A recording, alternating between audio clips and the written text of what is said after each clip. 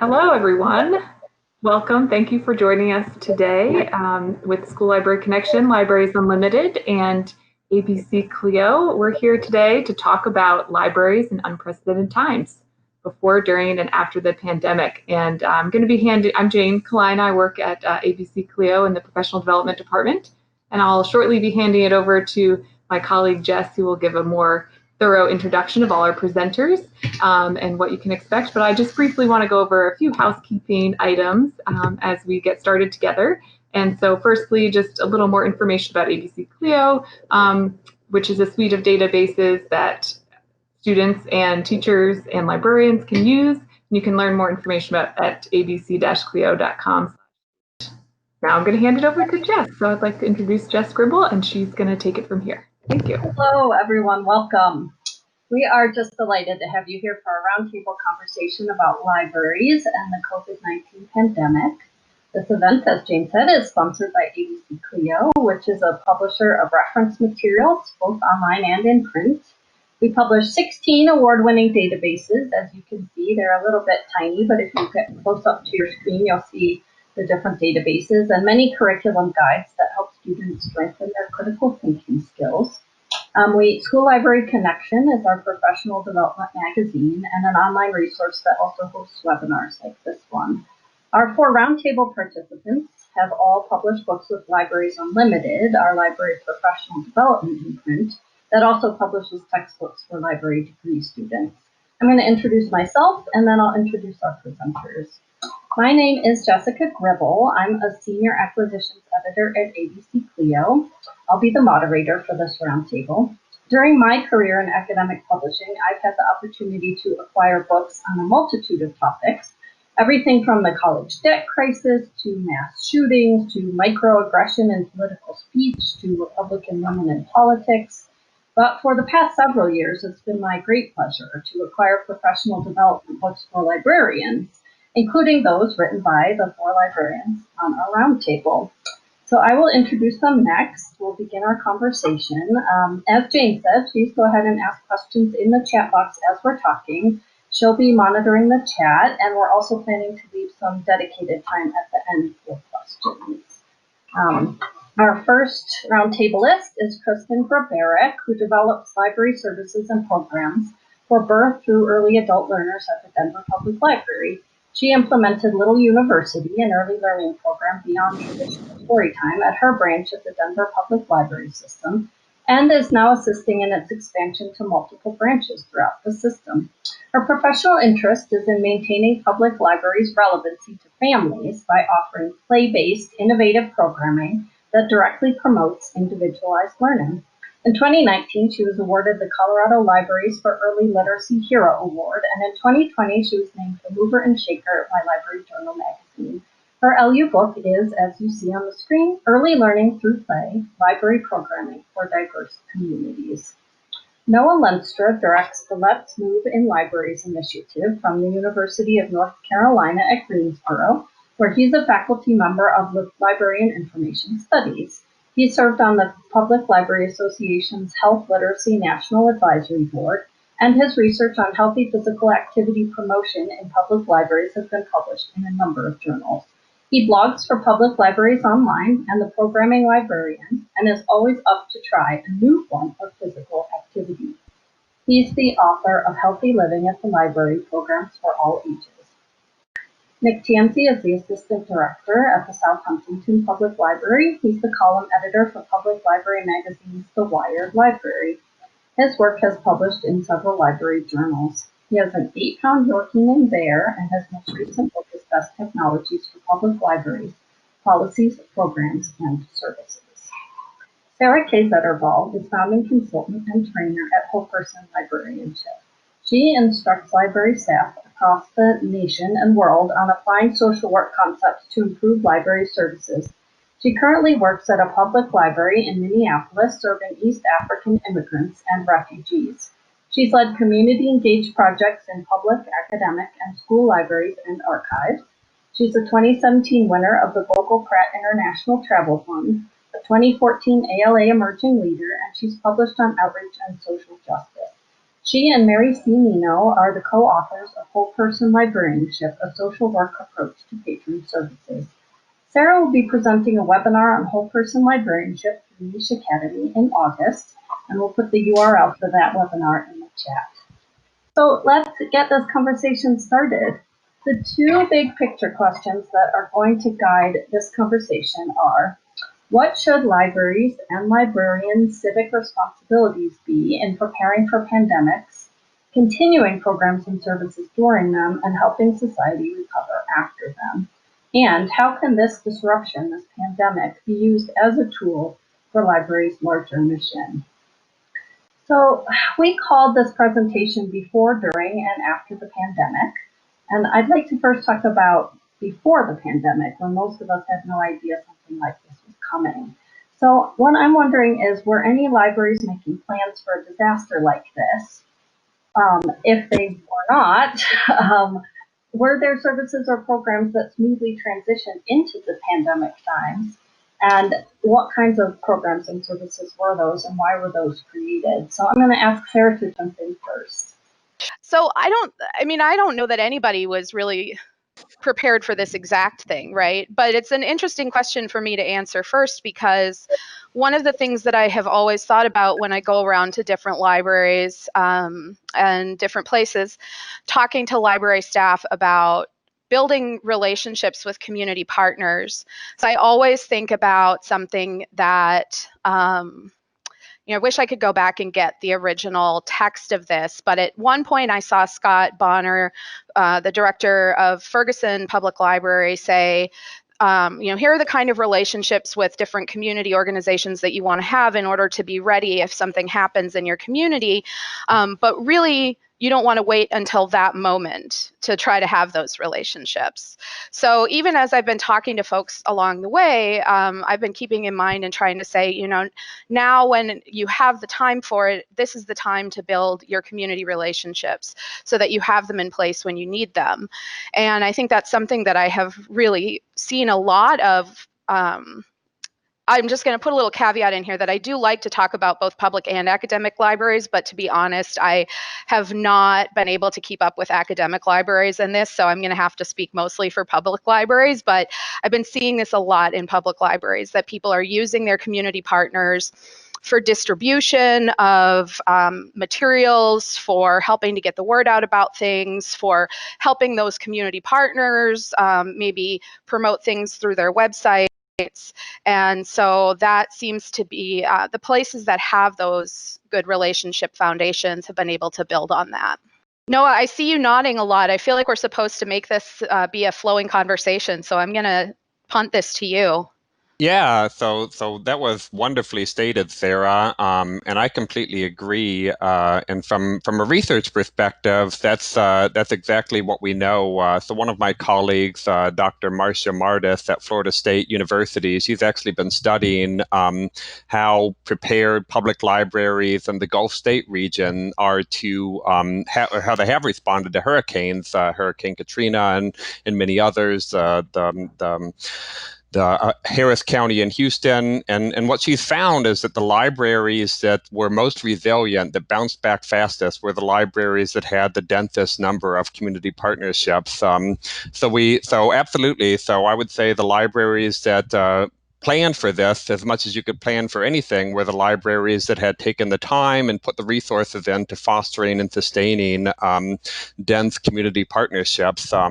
That's really what is going to pull libraries through this and has pulled libraries through this. And I'm just going to put a link in the chat to an article that I wrote for the National Recreation and Park Association, talking about some of the different ways that park and recreation agencies have worked with public libraries to get us through the pandemic.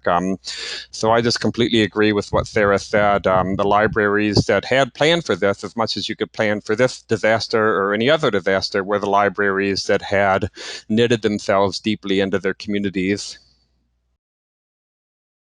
That's awesome. If you happen to have a link to that research too, I always like to have research to back up my speculation. Yeah, I'll put a link to her. This is her website on the Florida State website. But if you can't find it from there, I know and actually she just got another. She had done one Institute of Museum and Library Services grant on this subject, and I just found out last week she got another grant, so that she's going to continue to do research on kind of community partnerships and resilience in the context of natural disasters in Gulf states. So yeah. I was wondering if you would give some more specifics. I think it's awesome that libraries are connected in communities, and that's certainly a lot of what we're here to talk about. So let's talk about some of those ways. Kristin, how in Denver are you connected? I know that you do a lot of work with a variety of communities. Yeah, I anecdotally can speak to that. I don't have hard evidence amassed from my recent experiences, but it is invaluable to be connected to our communities, especially through community partners. As librarians during this pandemic, we've had an unusual problem here in Denver, and I think this would be true across the country for public librarians, where we value the privacy of our library users to the extent that we find ourselves unable to actually communicate with them unless we can see them. And I personally have found my relationships with, I would say, all of the schools in the area surrounding my library, as well as somewhat unlikely partners such as churches. A Lowry community has a neighborhood association that represents renters as well as owners. Our state House and Senate representatives. Those partnerships enabled me to get the word out almost overnight about programs and services that we were still offering, because those partners do maintain connections with the folks that they serve and work with. Nick, I was just going to ask you to follow up on that. What kinds of connections are you seeing, and how are those connections either changing or being maintained throughout this pandemic time? Sure. So, prior to the pandemic, which it feels like 1,000 years ago, we had a focus on social media as a communication tool. We had really, prioritized collecting email addresses, and those are the types of things that did pay dividends when we made the shift. At least in part to digital, because our physical locations were closed. Changing our website so we had more of a blogging feature and ongoing communication became important to us. And then in terms of the connections, we found ourselves, in a public health crisis.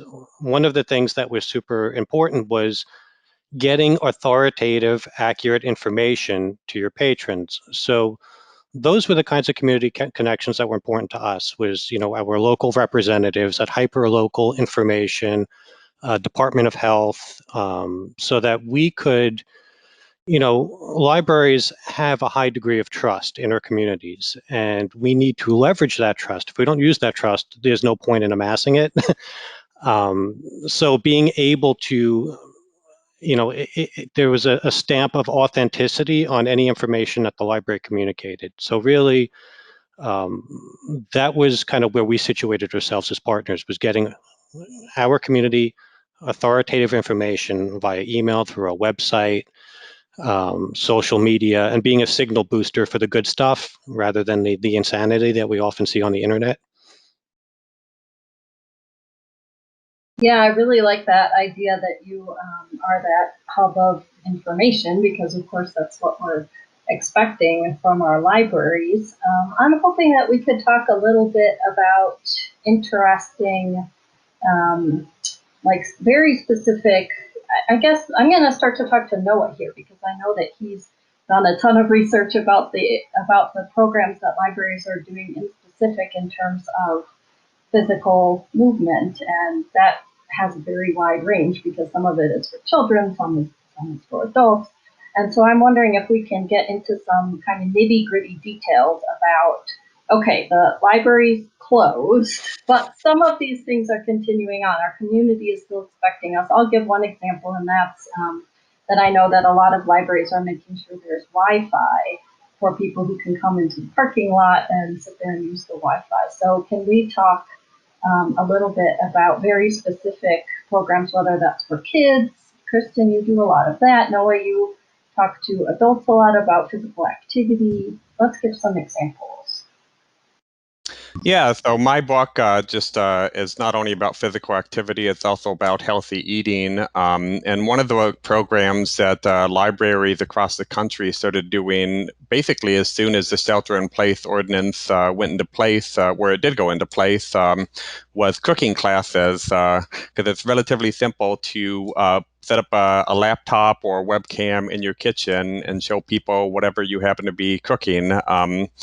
And so I think that's So that's I think the explosive growth of kind of virtual cooking classes, or kind of things that you can make with whatever you happen to have in your fridge without having to go out, is a perfect example of kind of the creativity in terms of transitioning programming quickly. But on physical activity itself, a lot of libraries did start, of course, transitioning some of their scheduled in-person programs into virtual programs. And one of the unexpected things that I've heard from a number of libraries across the country is that they reported that some patrons actually felt more comfortable participating in a virtual program than they would in a face-to-face program, because no one was watching them. They could move at home to the video without being seen, even if by the instructor. And so I've collected some evidence that was actually something that a number of people appreciated. So I think as we always do in libraries, librarians made lemonade out of the lemons that they were given, and even found that in some ways the virtual program reached people in a way that the face-to-face didn't. So one thing I would just add really quickly before I pass the baton is that I think the idea of virtual programming in public libraries is here to stay. So I'll give an example from the library director of my public library here in Greensboro, North Carolina. Her name is Bridget Blanton, and she said, I'm reading a quote from her: the public's gain in the long run will outweigh what's been lost in the short term in regards to the shift of programming to virtual programming. She said the library plans to continue programming online even after the pandemic ends, making it easier for older people who would like to attend events but perhaps don't drive at night. The library also hopes to continue finding ways for parents to intellectually stimulate their children at home who can't make it to the library. And we know that even before COVID-19, libraries were doing virtual programming. In particular, the branch of the New York Public Library that serves the blind and differently abled had been doing a lot of virtual programming for years as a matter of accessibility. So I think what we're learning through this is going to have long-term implications in terms of how we think about the delivery of programming to our audiences. So I know, Kristin, you do. I mean, obviously, you do it with your little university, and I know you had I saw that you had a ballet program that you transitioned to online. So how I'd love to hear how in Denver you all have been transitioning your little university programs into the virtual environment. Thank you. That was exciting to hear about from Greensboro. Yes, we did transition Little University to an online platform very quickly and successfully. Little University works with community partners to present the program. So those community partners found it completely doable to just present their material from home. Our families were able to continue to engage in that learning experience. And I have to share how incredibly humorous it is to see 40 tiled faces of 0 to 5-year-olds somewhat on the screen. There's lots of nostrils involved in that. I would say overall, and I saw a question come through in terms of connecting, though there was that really quick pivot that we all had to do as soon as the shelter-in-home orders were announced, and that did cause a loss for us in terms of many of the customers who had come to rely on programming that was in person, that they could interact with without needing the obvious things we're all thinking of now, computer and internet connections. And I found it to be really eye-opening how families look to us in a very basic way, that we have developed all these excellent programs like the ones that Noah is mentioning, these like brilliant cooking classes, which I've enjoyed personally, as well as help promote professionally. But for a lot of our families in the community, we are, as Nick said, a place to get the right information when it's needed, and to some degree, the keepers of the books, right? And so I learned a lot very quickly in terms of connecting in a very real way to the families who, for a specific example, were logged in to Little University to do their ballet or meet the owl that said wolf. I'm not kidding, or excuse me, the parrot that said wolf. Owl that said wolf would be, I would be making more money if I could produce that sort of thing. But watching throughout the chat the entire time, is there a way for me to get books? Are the little free libraries still opened? That was a really eye-opening and I think almost powerful experience for me to have during this time. I just, I want to make the point too, because we're talking a bit about the before and after, and I think one of the things that this whole pandemic has done has really just accelerated changes that were already coming. We were focused on digital collections, and now we've seen a real reliance on ebooks because in some cases our physical location was inaccessible. And we've seen a pivot to virtual programming, which was something we were dipping our toes in. And, even with the collaborative tools and cloud computing, this has all kind of forced us to move in a direction much quicker than maybe we planned to. But the other thing, and I'm sure we all can acknowledge that it's also accelerated some of the challenges in digital equity, because now we're trying to pivot to virtual, which works for some people, it doesn't work for everyone. And it absolutely, as was mentioned, reaches new audiences, which is great, but it also leaves some behind. And it's particularly challenging because, in the past, you would say, come into the building, use their computers, use these resources. And depending on where you are and when you are, because things do change, your computers may not be accessible. Your buildings may be closed. And that's something we're going to be struggling with for some time. For sure. Actually, I was waiting to have an opportunity to bring up the digital divide with that. So thank you very much for mentioning that. I think that, yes, I think there was a comment about that the benefits, the quote that you had from a library director, Noah, of the benefits ultimately outweighing the challenges that we're facing right now. I can see that easily being true for people for whom these digital programs are more accessible. I know I've had parents say, wow, I came to this thing that I couldn't have come to before because I would have had to figure out something to do with my kid, and now I don't. And that's really great. But we also work, of course, with a lot of people who face multiple barriers to even just getting connected to those digital programs. And so I am very pleased to see libraries doing a lot of work to try to get things like hotspots and Chromebooks into the hands of folks who need them, and families where kids might not be fully served by their school systems in getting what they need. But I also wanted to say, going back to the question of patron privacy and collecting data, that this is one area where having partnerships with social service the social service agencies can be especially helpful, because that privacy question is one of the things that we really have to kind of parse out, but working between librarians and social workers, because social workers do collect a lot of sensitive data.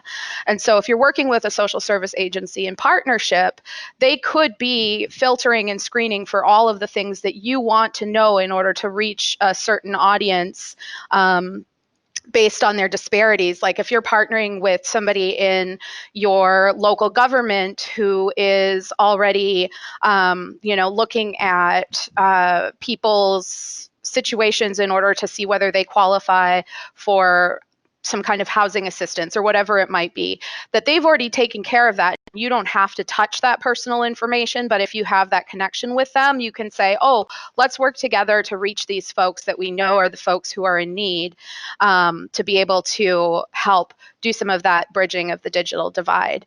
But that's definitely just a really thorny thicket that I think we're all trying to find our way through right now, is how to get everybody connected. I'm wondering, to turn things a little more to the interior now. You're talking about staying connected, and we're talking about staying connected with our communities, but I'm wondering a little bit about staying connected with coworkers and with boss in the library, or with, we can reach out to the patrons in some ways.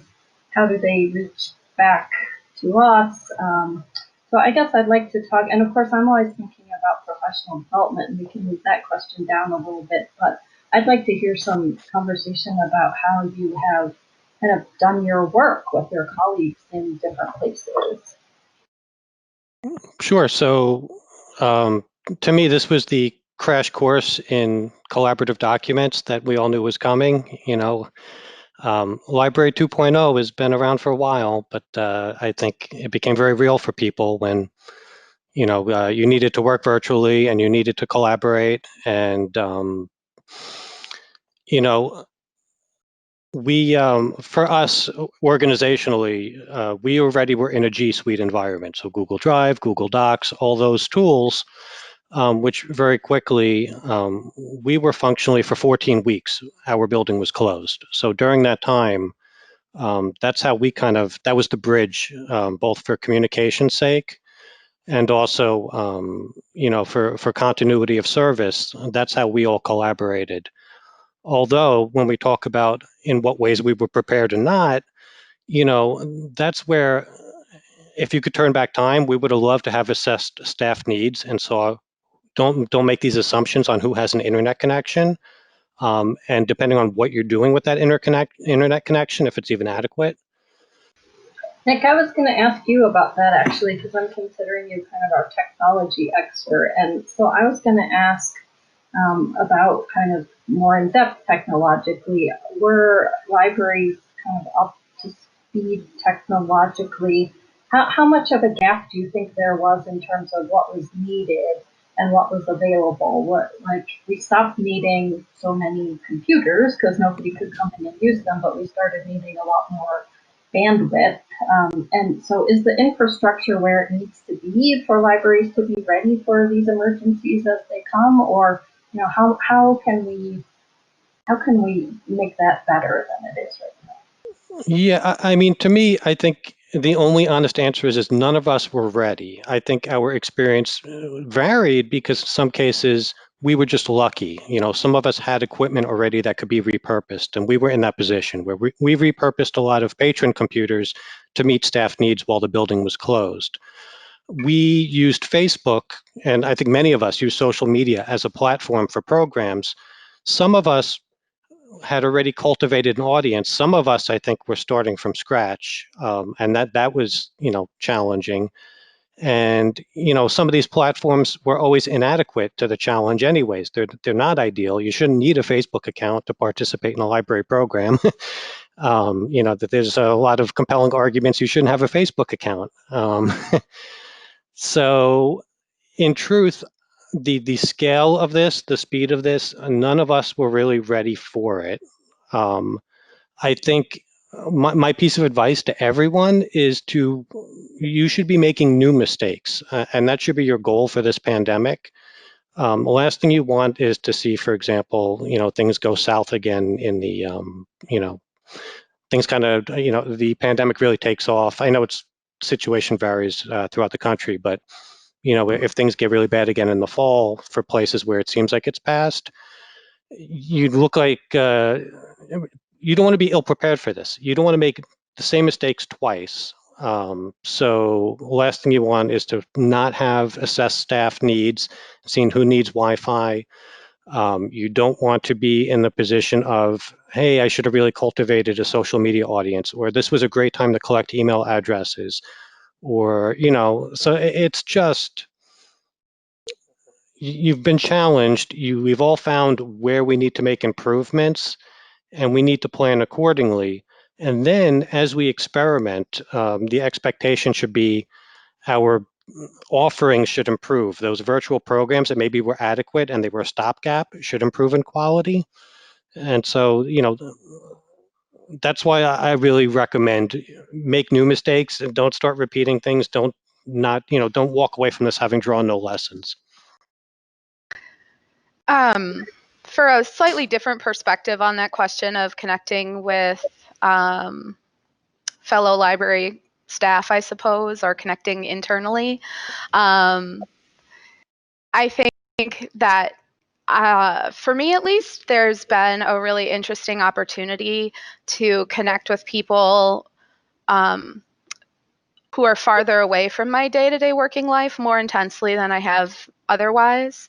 So in my sort of personal, sort of smaller world of day-to-day work, I have been working with folks who I would generally never see if because they're in someplace 40 minutes away from me. And now we've all been, in a way, put into one building together. So that's been nice. But there's also kind of an element crossing library systems and library backgrounds in that, for example, when the pandemic first hit, and a lot of library staff were trying to get libraries closed, there was a sort of grassroots movement with hashtag closed libraries now that brought together people from academic and public libraries across the country talking to each other about what was going on in their systems and how they were handling it, and has now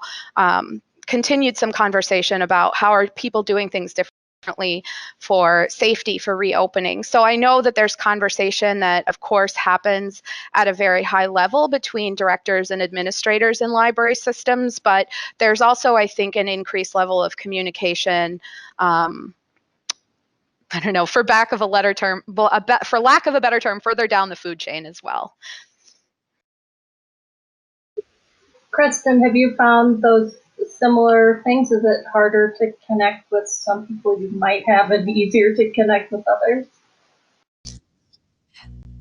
Yes, is my short answer. I feel like in terms of connecting with colleagues and in terms of colleagues and coworkers having an equal opportunity to be effective in their work, this pandemic has exposed inequities in libraries as organizations and the lay of the land with libraries themselves, which doesn't have to be as bad or negative as it sounds.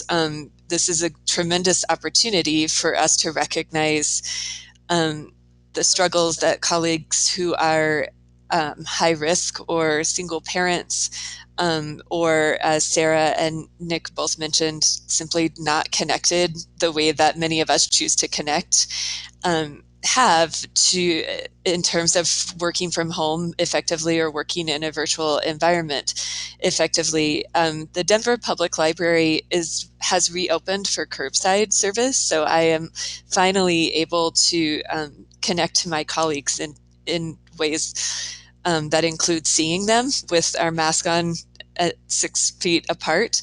And that has been an incredible opportunity for me to listen and to have conversations, because our workflow has changed so much, to have conversations with folks who in normal times, in previous times, I just didn't run into or have any reason to have a lengthy conversation with or connect to. So as a professional, yes, I've loved being asked to peer review and work on projects with folks across the country who I never would have been able to connect with so easily.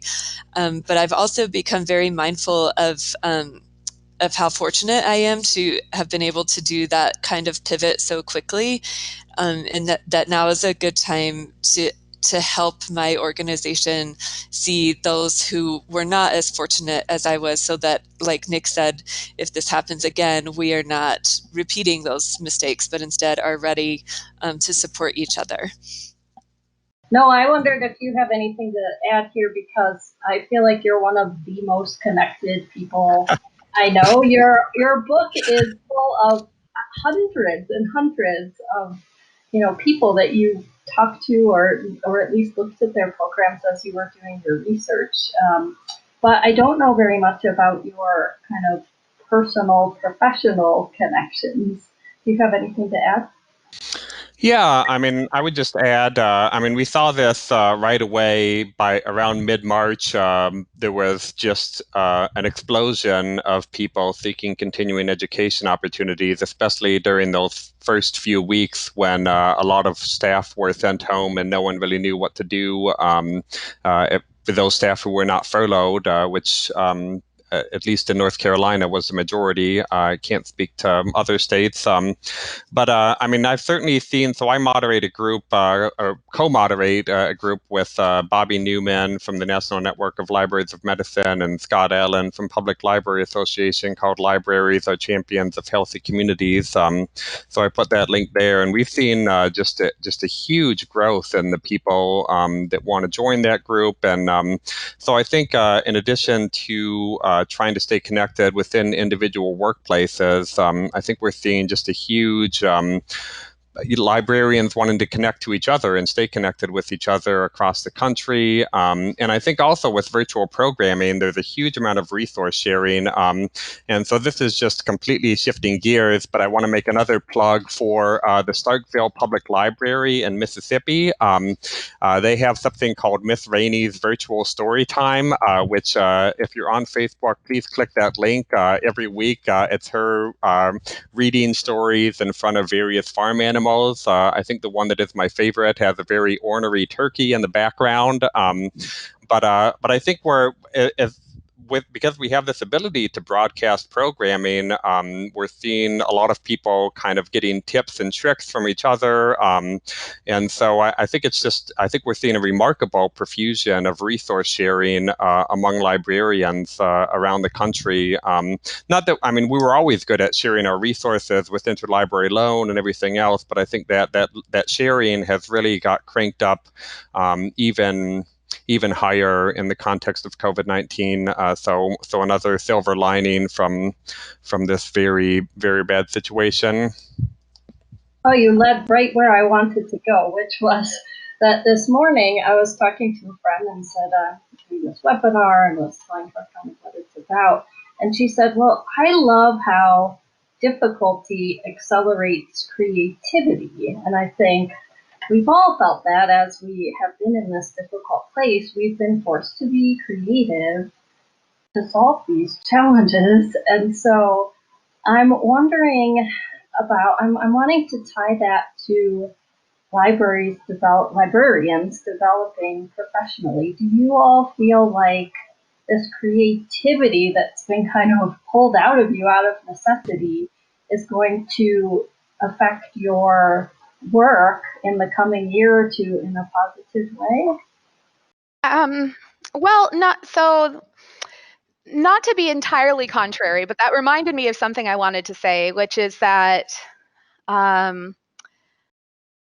just using myself as an example, as I was getting ready to come and have this conversation, I realized since the pandemic started. I mean, I'm also here in Minneapolis, so you know, I had friends who lived blocks away and were like up at night trying to keep their houses from being on fire, from everything that was going on. It's just been a crazy time, and I have not had a chance to raise my head above the fray, really.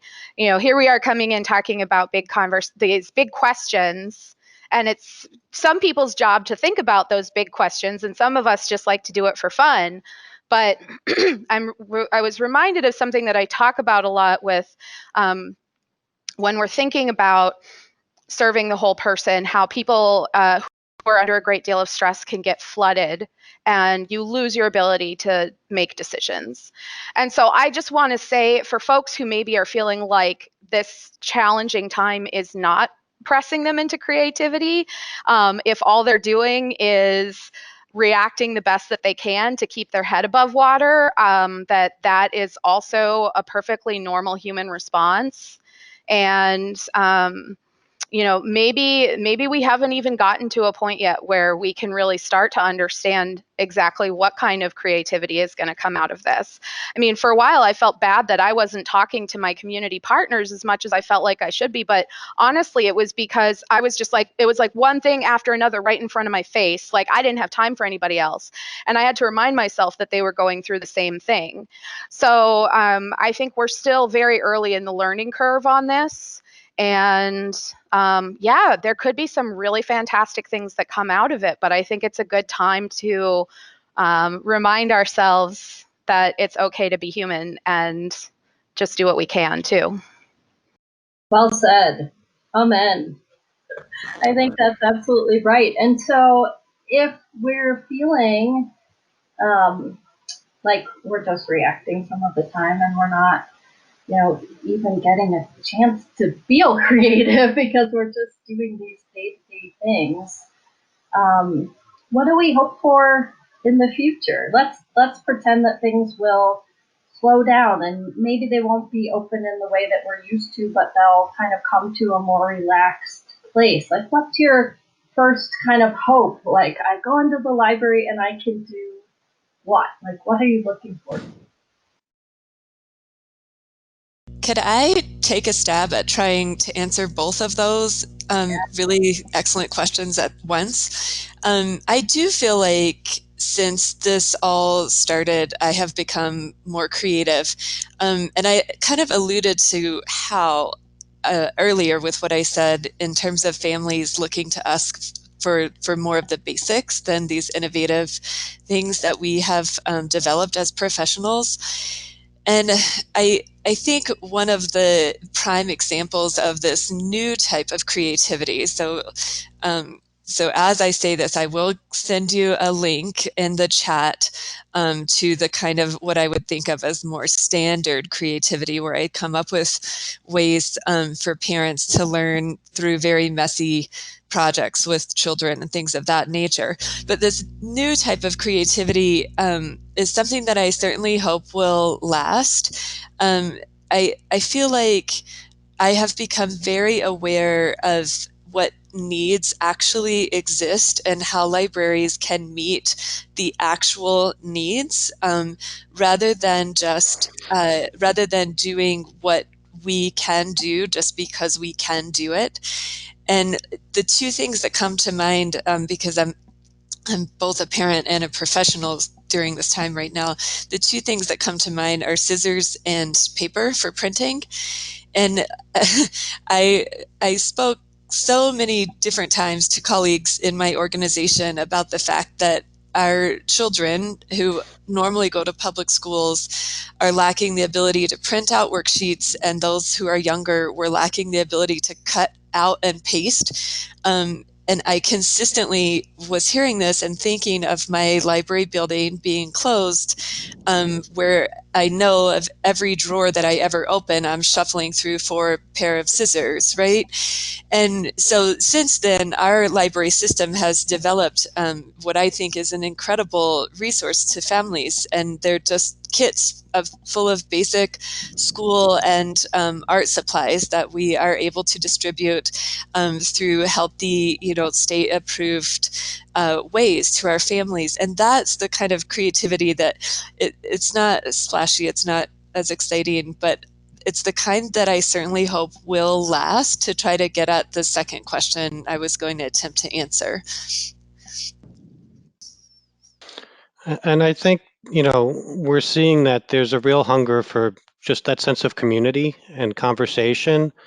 And as our libraries reopened, that's what folks were craving. They were coming in for. And even with a lot of our virtual programming, one of the hallmarks, or one of the indicators if a program was going to be successful or not, kind of was that conversation. Those are the programs that worked the best, was the human element. Even if it was a story time and it might have been pre-recorded, but it was Miss Lisa. It was somebody that they knew them, and they craved that human connection. So even with the virtual, I think that's something that's elementary, that's important, and I think that's the sense of normalcy that we all want to return to. Is, when folks get back in the building, I think the first thing they want to be able to do is say hi, and in person, and maybe if we get there someday, they'll do a fist bump. We just don't know what phase that is, but that seems to be, to me, is really where the hunger is that sense of community, and that's something that we need to, we spent many years trying to become a community center, right? And then our buildings were taken away from us in some sense, so we've had to try to create that sense of community virtually, which can be inadequate, and depending on an individual situation, they may not be able to participate in that community, based on their internet connection. Jessica, is it all right if I continue off of that? Please.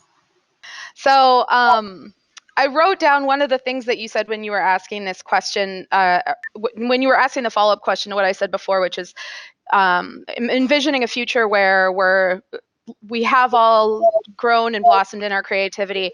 If you walk into a library, and what can you do? I would say that I wholeheartedly agree with what Nick just said about the importance of in-person community in the library. It's been a real struggle for me because I professionally, when I'm doing trainings and things like this, much prefer to do them in person as well. I find that interpersonal dynamic is really significant. On the other hand, one of the things that I want to take away from this is we shouldn't be opening libraries just to cultivate that sense of normalcy. And I also want to kind of latch on to that. When you're thinking of the future, you walk into a library, and what if you're not walking into a library? What if you're walking into some other setting? What if you're not walking into somewhere at all? I think, which is not to say that library buildings should be erased or that the digital services we're providing will be the only thing, but that I think we need to try really hard to be both and as we go through this. So sometimes people will just talk about the transactional pieces of library work. Oh, we're offering curbside service. And not necessarily think about the online piece. Sometimes it's easy to get into talking about the online piece without remembering the building. And so it's a lot harder on your brain. And I'm recognizing this after just talking about how much stress people are under with all the thinking that they might have to do about everything that's going on. But just a reminder to us to keep that both and in mind. Whenever we're talking about what the library does, but also that I think, and this goes back to something that Nick said very early on about trust as well, that we have the trust of our communities. We have to be good stewards of that trust. And part of being good stewards of that trust is making sure that people know that we're not going to give them a false sense of security by opening libraries when it's not safe. And just to continue with that point a bit, sometimes closing your library, as hard as that is a service. That's a public health service. and that's the minimum you owe to staff and your community is safety. So as hard as it is, as much as we don't like it, that's the first thing you owe to your community. Slowing community spread of a deadly disease is a public health service. I think that you've done a better job summing up than I would have. I mean, basically you're saying we're protecting our communities and we're widening our scopes. We're learning that we're not just an in-person service, we're not just an online service. We have to take care of the people who work at the library, but we also have to protect the people in the community because we're a source of information. We need to be telling people sometimes stop and think hard about whether this is the right thing to do. So I think that gets back to this very important initial overarching question. Are libraries able to continue serving out their missions during crises like this? And the answer is yes, they're serving their missions. And that's amazing. So it's already just 8 minutes till the hour. And at the end, we're going to give away some books. I would love to take explicitly some questions from people out there listening. And if Jane, who's been keeping track of them, wants to jump in and pick out a couple, or if people want to float some, I've seen them floated across. Let's do a little bit of that while we have some time. I'll just jump in and say a recent question that was asked from Anne was, how are staffing duties changing regarding programming as libraries open back up, or the ones that are opening? One of the things we've done, it was interesting because there was I think a lot of us had noticed there was a democratization of, kind of job responsibilities based on necessity. And, currently my building is open. Okay. We're allowing, it's open stacks at this point, but there's no programming. We don't foresee that coming anytime soon. Our programming is virtual, but we've at least moved that virtual programming from people's houses where it was happening to now we're using an unused program room as a recording studio for consistency. Now we have that internet connection. Now we don't have people having to use their personal devices for this, so that to us is how this has changed now. I guess, and that's what we should be seeking to do, is slowly improve quality as we do a thing for longer. I can also quickly speak to that, and I saw your question come through and I thought it was a good one. I currently no longer run my own program. I learned very quickly that my connections to my community in terms of being able to be as present as possible while staying safe were more important than doing work other folks could easily roll out through our central location.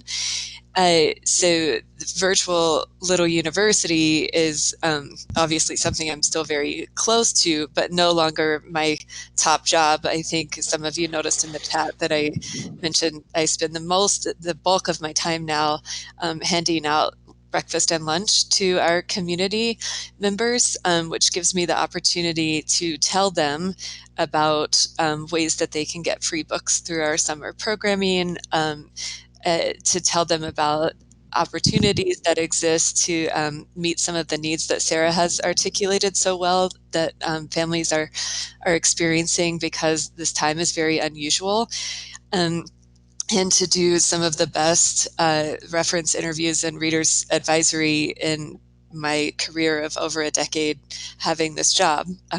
Because like Nick was saying, our community members are so excited and eager to make those connections, whether they're in person with me at the library or via my email address, but not nearly so much as before when programming was my primary focus.